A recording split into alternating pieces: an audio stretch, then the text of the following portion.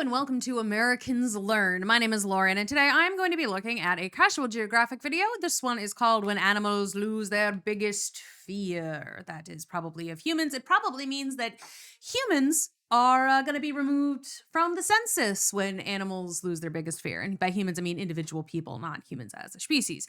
In any case, I enjoy these casual geographic videos. I'm looking forward to seeing what he has to say and the shenanigans and potentially horribleness that is about to occur. Let's begin. Oh my god. Remember, if you think the government won't, they absolutely will. You remember that time the CIA tried to weaponize otters? To be fair, they tried it with a lot of animals, and when Central Intelligence initiated a program to basically turn animals into spies, otters were seen as the most qualified. And they're not wrong. Pretty privilege aside, it's a highly intelligent, tube-shaped, tool-using, brush-stroking honey badger that is every bit the predator. Someone said, give him a fedora, he could do a lot for you. Let's make otter agents. Which led to the creation of the Otter dossier. Side note, whatever they were planning apparently has something to do with MK Ultra. If you think they won't, the dossier highlights some otter flexes like being able to dive 60 feet and stay under more than 5 minutes, carry objects while swimming, and climb ladders. They also found that the aggressive slinky can open zippers, turn on water taps, discreetly enter and exit boats, and even chew through a zinc sheet. Shit. I don't know how they found that. At one point they say, never take food from an otter or suffer severe mauling. And I just know the cost of that knowledge was some poor intern's finger. Oh! There's some cool stuff too, like crabby. otters being ticklish at the ribs or babies having to be taught not to be afraid of water. You should definitely check it out for yourself. But there was one line that stood out, and it read like a prophecy. Capable of being trained and becomes devoted to humans, which can lead to their destruction. Oh no, Whose humans? destruction, you ask? Yeah, whose? Yes. This is the face Oh, of the okay, threat to both national mutual. security and a fugitive of the justice system. I'm not even kidding, but to get why this is an otter menace, we gotta go back to 2016. It's always 2016. It really is. 2016, I feel like, was the start of a lot of, it all started with Harambe, huh? Feels like Harambe was the impetus for this terrible timeline. A female otter was found abandoned and orphaned and was rescued and rehabilitated by Monterey Bay Aquarium, and in 2017, Otter 723 was released back into the wilds of Santa Cruz. Researchers then got reports of a rogue otter swimming up to boats and kayaks, and sure enough, yeah, it was Lady 723. Apparently she'd been getting fish and squid handouts from local animal lovers, not realizing that being friendly with humans now meant the freeloading seafarer would never be fit for the wild, and she was captured and deemed unreleasable. But not before they realized Yeah, that 723 was sucks. getting attention from more than just people, because she was pregnant, and they weren't about to make the same mistake with her daughter, and would often wear masks and ponchos, looking like they just raided Darth Vader's closet, all to make certain that she wouldn't get attached to humans. She got attached to humans, and a year after daughter, I was like, that was a good idea, but I guess similar to how crows can remember masks and stuff, and they can remember people, and they can pass along that knowledge to their offspring. I guess she's like, well, I know what this shape is. I know what these smells are. And she can equate. Oh, damn. Too bad. 841 was released. Monterey Bay started getting calls of a surfboard jacking otter. That's right, the same otter they tried so hard to keep away from humans was now going up to humans, and when I say board jacking, it's exactly what it sounds like, and before you think she's playing, that's not a bite of play, that's a bite of purpose. Remember the zinc sheet. So after multiple calls of people sacrificing their boards to this water weasel, officials decided to capture her, but fun fact, an animal recruiter for the CIA is harder to catch than a cold in a Kalahari. Yes. No. Hey. Decided to capture her, but fun fact, an animal recruiter for the CIA is harder to catch than a cold in a Kalahari. Yes, I know deserts get cold, but for the sake of alliteration, I will disregard that. Fair enough. The alliteration is important. They tried to relocate her for months, but every time Outlaw Otter slipped away. She was on the run and swim, but she would have one more plot twist for everyone. Because after being MIA for a minute, 841 was spotted again, but this time with a pup. And because of that, officials gave up on trying to catch her and instead just tried to monitor the mother. Meaning, the board beef has been renewed for at least another generation. Jokes aside, this is a problem because the second she bites someone, 841's becoming a forever 404. And otter jaws are built to humble clams and sea urchins, so it probably wouldn't feel good to get clamped by one. Or 8. Last September, a woman was jogging through Tanjung Aru Park in Sabah, Malaysia, when she was jumped by a pack of river otters. A pack of them. I do worry about the 841 or whatever having a baby, teaching the baby all of the same things that she's like, oh, this is what you do humans. This is how you kill a surfboard. It's okay, great, because it seems like generationally they learn. Keep in mind, these are the same assault sausages that can game over a gator. Maria Cela Harun was mauled for 10 minutes straight in what was Oh the my park's God. first known otter attack, and she was taken to the hospital with wounds, cuts, and like a certain CIA agent, a lifelong distrust of otters. The director of wildlife said that the otters had always been around and were never known to be aggressive, but he also said something interesting that I almost missed, that this sudden switch up could be caused by the ill-intentioned goodwill of people. But Okay. that I almost missed, that this sudden switch up could be caused by the ill-intentioned Left bleeding. Okay, so he suggested that the incident could have been triggered by changes in the otter's behavior, possibly caused by park visitors feeding them. Does anybody else suddenly like remembering that scene from Jurassic Park 2? With a little girl and she fed the little raptor guys, and then suddenly they with the little sandwich, and there was a lot of little raptor guys, and then suddenly they like the little girl? Yeah? Yes? Only this is otters in real life.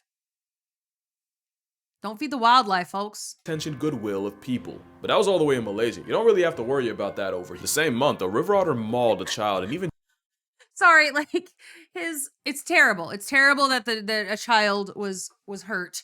But like we don't have to worry about that over in Seattle. Like I do appreciate his editing and his writing. I appreciate his script writing. dragged him underwater, except this time, it was in Seattle. Now, not to victim blame, but if there's infinite realities, then there's at least one where little Timmy had it coming. Who's to say these stories aren't just media plants from anti-otter propaganda? Maybe the otter's not being fairly represented. I'm not trying to spread misinformation, that'd be an otter travesty, which is why I'm working with Otter Ground News. travesty? Ground News is an app and website created by a former NASA engineer who saw a very real problem with the way we consume information and how heavily it shapes our worldviews. She said, "I'll do it myself," and created a simple way to compare different perspectives and come to your own conclusion. Every day, Ground News collects thousands of articles from around the world and organizes them by see, story, like, so you can see how many outlets have covered a story, should maybe how get into factual this they Ground usually News are, thing. who owns the source, and you even get an overall that's so bias important. distribution. I really like that part because it's easy to feel like everything has some kind of agenda. Like even the things you wouldn't think of as political are somehow political. Like wolves. Wolves are highly political animals and not just Blitzer. Obviously because of the whole wolf rancher beef. Well, here you can see that Colorado's looking to relocate a wolf pack blamed for livestock attacks was reported by 22 news outlets, with most of the reporting coming from the left. The left headlines seem to focus on current efforts to recapture the wolves, while the right headlines explicitly mention it's because these wolves were killing livestock. Ground News basically forces you to break Good out to of have your echo both sides. chamber and It's see good the to know whole both of story. those There's things. even a blind spot feature to read up on any stories one side might not have covered. Like if you only read right, you might miss that Denmark's converting 15% of farmland into forests. They're also taxing farting cows and pigs. Yeah, you know what? That is a blind spot. Ground News gives you thousands of stories all across the political spectrum to help you Okay. form your own opinion, as That's well as fill in awesome. the gaps you might get from only ever hearing. Now you just have to get people to actually freaking do it. Like, you actually now have to get people to look at both. And you know what? It helps that it's in one spot. I think that's really helpful. The biggest issue, I feel like, it looks like it's mostly a app. And so there's certain people, like my grandmother, gets all of her information from Fox News. No matter how many times my dad tells her that it's not news, it's commentary. But she refuses to like look anywhere else. So like even when I've sent her things and like been like, hey, look at this. Or it's like, hey, the reason that I don't necessarily trust this particular article you sent me from this perspective is because it's owned by this company who has this agenda. And, you know, even when I tried to like lead her in that kind of direction of like, hey, maybe look at this other article, or here's another place you can go to look at stuff, she doesn't do it. So it's like, I feel like this is a great thing because it's all right there. It's all in one spot, but it's also an app. And she doesn't have, and she refuses to like deal with applications of any kind. Like she won't touch them. So, you know, it's like, it's a good thing to have, but like, do the people who really need it, will they be able to get it? That's what I worry about. From one end. And it's really helpful for me since half my job involves sitting in front of a screen researching stuff. And for Black Friday, they're offering all my viewers 50% off the same Ground News Vantage subscription plan I'm using. All the features included. It's their biggest sale of the year, so go to groundnews.com/casualgeo, scan the QR code, or click the link in the description to subscribe Even for if less that than $5 isn't still a month. going, And once you do, read up on all those articles. maybe we should all articles agree to do it. about otter attacks, and you might notice something. 723 was raised by people, fed by people, and ultimately got too comfortable with people. Her daughter likely also got handouts shouts from humans. And Maria Sela got jumped by an onslaught of otters in a park where people were likely already regularly feeding them. Now don't get me wrong, it's still a warmongering, waterproof Wolverine weaponizing the power of plurality, but it seems they don't really become a threat until they lose their fear of humans. You ever hear of human arrogance? Probably not, because I just made it up. Human arrogance is walking in a forest scared, whole time the forest is scared because you're in it walking. The whole they're more afraid of you than you are of them, that's real, and it's scientifically proven. Some other bears will purposely raise their kids closer to humans, knowing the best male bear repellent is proximity to people. Jacob and Tibu were two lions that made a record-breaking 1-mile swim through croc and hippo-filled waters. I actually talked about it in the last video. What I didn't tell you was they both could have taken the much easier land bridge across, but that would have involved coming into contact with humans, and apparently they'd rather run the aquatic gauntlet in the dark than risk a run-in with a bipedal pale ape. But we are the worst. Space orcs! Like, or, you know, Earth orcs, I guess. But it's like, actually, no, I'll deal with Shelob over there as opposed to dealing with those guys. But, you know, speaking of lions, it's scientifically proven that animals are more terrified of us than a literal 400-pound maned population control. In an experiment led by Professor Leanna Zanet, scientists planted hidden camera speakers near watering holes that would automatically get triggered every time an animal got close. Basically, they'd be recording different animals' reactions to the sound of lions versus people speaking the local tongue. And with lions preferring to ambush prey near watering holes, you'd expect a growl to send any creature running for the hills. Instead, 95% of the animals recorded were more afraid of the sound of humans than a stalking lion. Animals that included giraffes, impala, kudu, leopards, and even chronic lion Chutoy the hyena packed it up faster when they heard humans. The only animal that didn't was the literal biggest one alive with toenails. Even during dry season, animals typically evacuated 40% faster hearing humans compared to if it was a hypothetical predator. Because to a majority of animals, we are the predator. But to me, the craziest part of the experiment was the reveal that animals were more fearful of people just speaking than the sounds of literal gunshots and hunting dogs. Meaning it's gotten to the point so I mean, that's interesting too, because it means that they don't necessarily equate the sound of gunshots with people. It's just a noise, right? That's like they don't know what the boom means, but they do know what hearing people means. That's interesting. People see the mere presence of a human more threatening than the sounds of someone actually getting put on a shirt. So you know when an animal has I don't think they know what it means. Like, they don't necessarily know what the gun is. Fear of humans, something is very wrong, and it usually only has one outcome, and no one showed that more strong, that lady. Than Freya. Freya was actually a walrus, famous for appearing in Oslo Fjord, Norway, several hundred miles south of where you'd expect a giant Arctic blubber ball. She was the first walrus in the Netherlands in 23 years, and I read like a story about this one lady who had to call in walrus to work. Like, she's like, I physically can't leave my house. There is a walrus blocking my car. And so the boss was like, okay, very good. Is that where the walrus versus fairy thing came from? Okay, did y'all know about this? Okay, it's a hypothetical question that was like, would you be more surprised if a walrus or a fairy knocked on your door? And like, the objective right answer is walrus. Like, fairy, it's like, oh, I guess magic exists? That changes my worldview. But the walrus knocks on your door and you're like, how are you? Walruses are real. How are you here, walrus? I am in a landlocked area. The zoo is very far. How did you get to my house? How did you get up the steps? How did you learn to knock? Like, more questions than answers. If a walrus knocks on your door, fairy knocks on your door, you're either hallucinating or just there's magic and it exists. And like, those are the two options. I have no further questions, really. It's like, oh, gotta accept a new... Anyway, is that where that question came from? I wonder, is the point. Pictures would go viral of her lounging on and sometimes sinking boats. And with her being friendly enough to approach people, the walrus would become a national and then international figure and was given her name. But you already know we can't have nice things. Freya didn't fear humans, and unfortunately the feeling was mutual, with crowds of people getting way too close to her, people trying to swim with her, and even at some point pelting stuff at her. Ugh, why do they always throw stuff? The health risks of... They're doing that to Mudang now too. It's like, why do y'all have to throw stuff at these things, huh? Playing with a 1,300-pound ship retiring tusk seal, but even after Freya literally chased a woman into water, of course nobody listened. Officials were banking on Freya leaving on her own, but she didn't, and neither did her crowd. In fact, it only got worse. So the night of August 12, 2022, 4 government officials patrolled the marina with a rifle, and by sunrise, Freya was, yeah.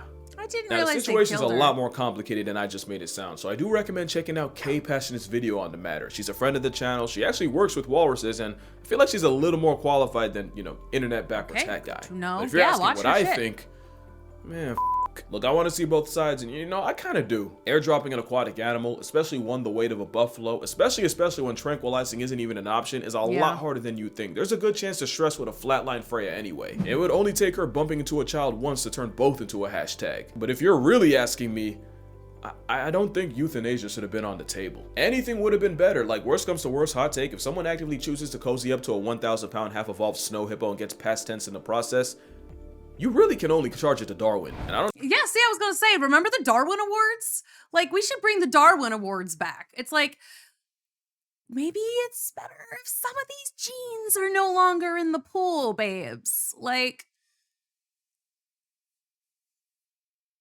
you don't want to victim blame, but at the same time, it's like, you were warned about this. You have, like, I don't know. I feel like I was warned about not feeding the wildlife from the time I was really, really tiny. Like, that was, I mean, I grew up near some woods. There wasn't a ton of like big fauna in those woods, but like I grew up in places where it was not uncommon. I mean, it wasn't like a regular occurrence, but it happened to see like bobcats and stuff. So it's like we did have certain bigger predators out there. But again, we were, you know, not a lot of them. It's not like I grew up with a ton of bears or anything. There was mostly deer, right? And like occasionally a bobcat would show up. And like skunks and possums and foxes and like little guys like that. But like feeding them was always like really, really frowned upon. It's like, don't, like, no, we don't want them here. Get them out. Do not feed them. Like, I don't know. Did other people not learn that as kids? Like, that was ingrained into me from a really young age. Let me know, I guess. Was that one of your childhood lessons? Or did, like, I don't know, maybe if you grew up in a city, it's not? I don't know if it's a sea puppy thing gone too far, but I do not know when people decided to stop taking seals and sea lions seriously. It's basically a rebranded beach bear. It really is like we went back to 2016 and Harambe'd ourselves all over again. And for being named after a Norse goddess, Freya got done nasty for a walrus whose only crime was trusting people. And now, all that's left of her is a statue named, fittingly, for our sins. So yeah, you probably couldn't tell, but the Freya stuff pissed me off. Especially since, I swear we're about to do it again. Neil is a southern elephant seal that went viral for being an adorable menace to the people of Hobart, Tasmania. Neil's lore is his mom likely got lost, and instead of having him on Macquarie Island with a colony of other seals, instead he spawned nearly 1,000 miles away on the Tasman Peninsula. Two big problems: one, this meant Neil would be hardwired to return to the same beach on Salem Bay, and two, This is why women shouldn't drive? It's a joke. It's a joke. with a distinct lack of other seals, Neil would interact with anything that moved, including people, dogs, and even cars, which meant Neil had absolutely zero fear of people. One woman even had to call out of work after Okay, so this was, okay, it was her. Never mind. I thought that was the Freya lady. Apparently it was because of Neil. I got my giant creatures blocking cars confused. I'm sorry. Neil fell asleep in front of her car and literally sealed her in her own house. And with southern elephant seals maxing out at nearly 20 feet long and over 8,000 pounds, it's one of those things that's gonna be real cute until it isn't. And like clockwork, there's already reports of children harassing Neil, as well as people violating his space for selfies. Also, I will say, I've been afraid of elephant seals since I saw the movie Scamper when I was a baby. Like, that thing was terrifying. All right, I'm going to show you a little bit of this film, because this thing scared me as a kid. I don't think anyone's ever seen this movie but me. I honestly, actually, it might be a leopard seal. I'm not sure. But like, it's just so big, and look at his teeth. Watch out, we're slipping toward him. That's not good. Haha! It is a little sillier now that I watch it again, but like, hey, this is the part that freaked me out as a kid. Look how big his mouth is. Ugh! And I think he just like and then the shark shows up. Anyway. That was a bit of Scamper the Penguin, a movie I watched when I was a child.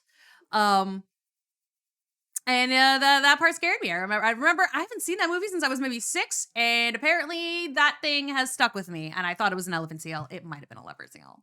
It's gotten to the point where officials are begging the public to leave him alone, to not post him or share his whereabouts, basically gatekeeping the seal, and some of that might be on me. I literally talked about Neil earlier this year in a video with millions of views putting his name out. Now there's a chance Neil gets loved to death by the same people he trusted. So yeah, losing the fear of people could be a death sentence for an animal, but for some species, it got them erased. The Caribbean monk seal went extinct in the 50s after being hunted into oblivion, and their biggest downfall was their distinct lack of fear and curiosity towards people. Columbus even noted how weirdly chill they were, and for that, they got slaughtered. The dodo is a plus-size pigeon in the past that also got decimated by sailors, because evolving on an island with no predators meant they had no concept of self-defense. They were cooked. The gray auk, which isn't a penguin, also famously had no fear of humans, and after going from 6 million in numbers to nothing in about 300-something years, yeah, we gave them every reason to. There was even an account of 2 ships murking 1,000 auks in only half an hour. And believe it or not, it's still happening. The harpy eagle's a popular target for poachers since they'll often just sit on a perch and let them approach. Also being big enough to be confused for a fursona. That's just,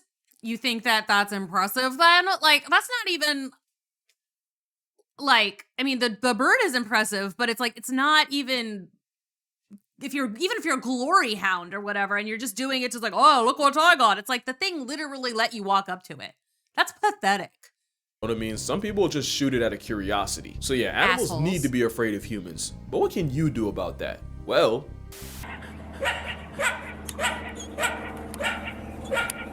Hey, coyote. Don't go anywhere quick close pop to the... quiz. You're being stared down by a coyote. Should you A, make yourself look bigger, B, spray him with water, C, cause an absolute fucking scene, or D, put the fear of God in Wiley? Well, if you picked any one of these, you're wrong. It's actually E. Yes, you see, in college, hazing is something that gets fraternities shut down. In the wild, hazing is scaring an animal enough to factory reset its behavior and make it want to avoid anything human. Obviously, there are exceptions, like if the coyote's hurt, sick, or with kids, then you want to fall back because they might just call your bluff. It's not to hurt them, quite the opposite. Making them prejudiced towards people is the nicest thing you could do for them. Because when you feed a wild animal, you're almost certainly marking them for death. And sometimes it's not just theirs. Okay, let's do this one last time. Baboons in Cape Town have gotten bold enough to mug women and children, break into houses, and even commit carjackings.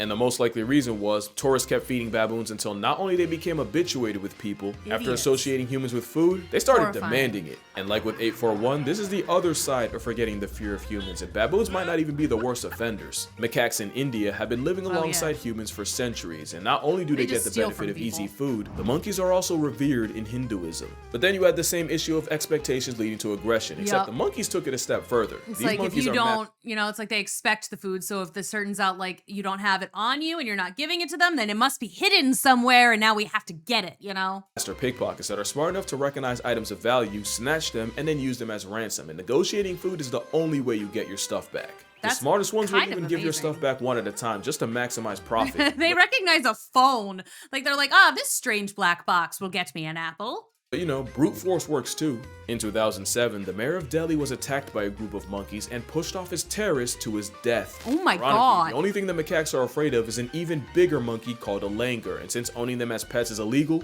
yep, your eyes are correct. Delhi's parliament actually hired men to cosplay as giant marauding monkeys to scare the real monkeys straight. So yeah, I'll die on the hill that feeding wild animals is killing. Would be a horrible job. I would know, because I did it once. When I was 10, I started feeding squirrels at a local park, and there was one in particular that really appreciated it, to the point where he'd come up to me even when I was empty-handed. I either named him Tyler or Tyrone, I genuinely don't remember. Well, one day Ty just would not stop following me, no matter where or how far I went. This rodent panhandler was on me like a homing pigeon. Terrifying. It was to the point where he was following me all the way home, and I wasn't allowed to have pets, and I damn sure wasn't allowed to bring pretty privileged rats off the streets, so what did I do?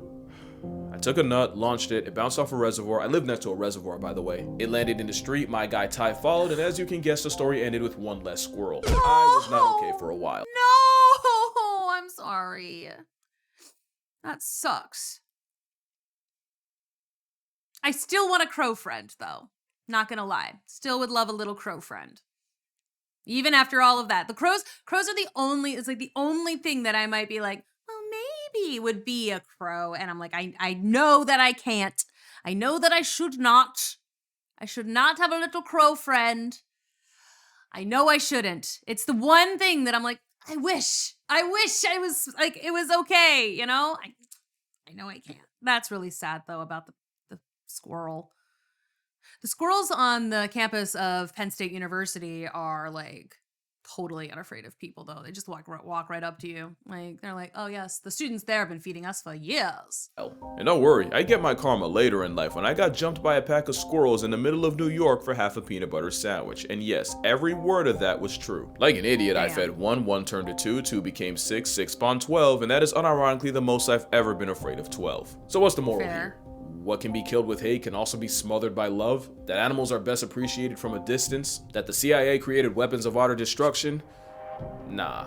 How about leave these seals the f alone? But yeah, that's gonna do it for this Yeah, video. wild Drink animals in water, general, hug leave your 'em mother, alone. touch grass, call your brother. If something happens to Neil, I'ma really show y'all a crash out. And I'ma see y'all in the next one.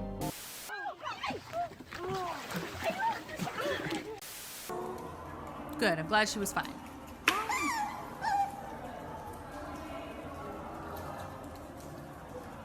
Hi. Heyo.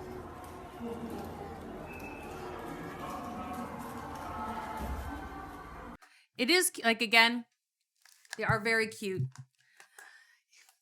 And I mean, I like I said, I want a crow pet so badly. I want one to like just bring me stuff and to like strike fear into the hearts of mine enemies. But I know I shouldn't be feeding the birds. Shouldn't be feeding the animals.